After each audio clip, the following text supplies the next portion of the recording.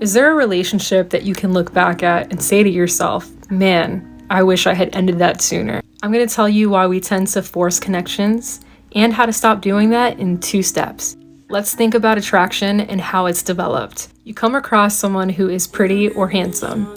Maybe they're ambitious, funny, intelligent, etc. You get to know who they are as an individual, and almost immediately you begin to idealize. They seem like a great person, so naturally we expect that they would be able to meet our needs in a relationship, or at the very least, want to. But as we know from experience, just because someone's charismatic, intelligent, attractive, or maybe they love their mom and you find that endearing, doesn't mean that they're good at relationships or good for you.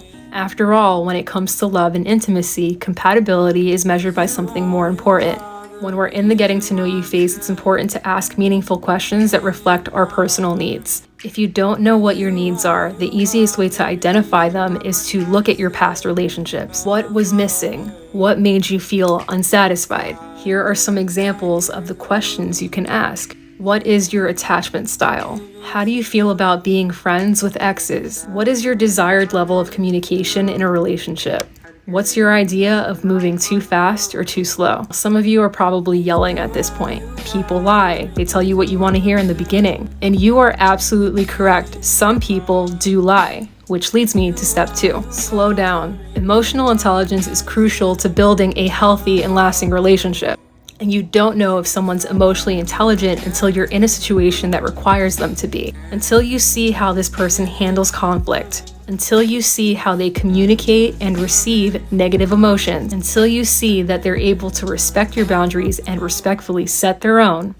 You have no idea who you're dealing with. Do not get carried away envisioning a future with someone until they've shown up for you in these specific ways and have done so consistently. The last thing that we want to do is get charmed by a toxic individual or someone that we're incompatible with. Because when we get deeply invested prematurely, it makes it that much harder to walk away.